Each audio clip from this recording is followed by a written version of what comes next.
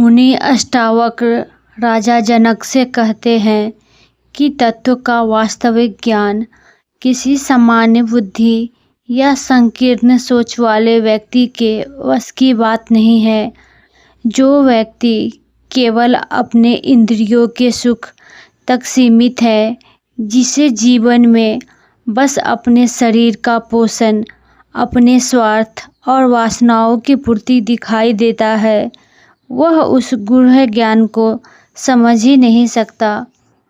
अगर उसे तत्व की बात सुनाई भी जाए तो वह उसे उलझा देगा, विकृत कर देगा, क्योंकि उसकी बुद्धि स्थूल है और उसका मन अहंकार, तृष्णा और लालसाओं से भरा हुआ है।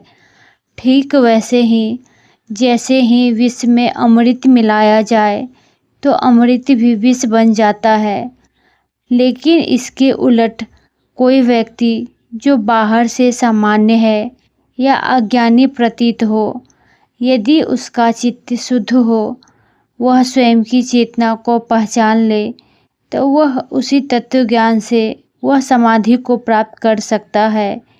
ये अष्टावक्र स्पष्ट समझाते हैं कि तत्व बोध बाहरी दिखावे की बात नहीं, आंतरिक शुद्धता और सजगता की बात है, जिसे पाने के लिए सूक्ष्म विवेक जरूरी है।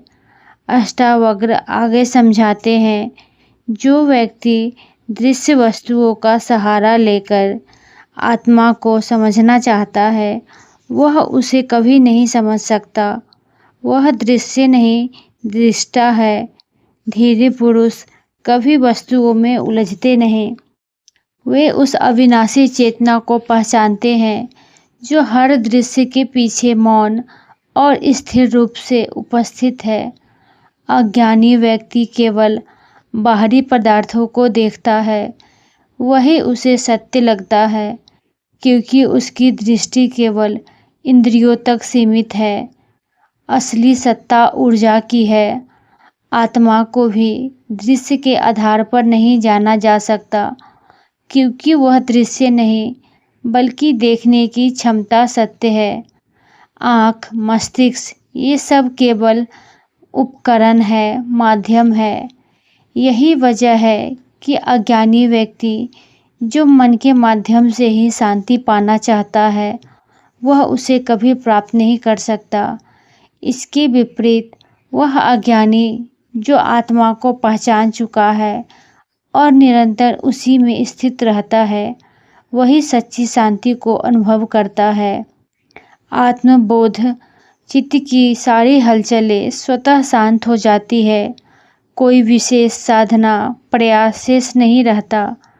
अष्टावक्र का यही संदेश है कि शांति पाने के लिए कुछ करना नहीं, बल्कि स्वयं को जानना ही पर्याप्त है। अतः अष्टावक्र का यह संदेश अंततः कुछ पाना नहीं, बल्कि अपने भीतर लौट आना ही असली शांति को प्राप्त करना है।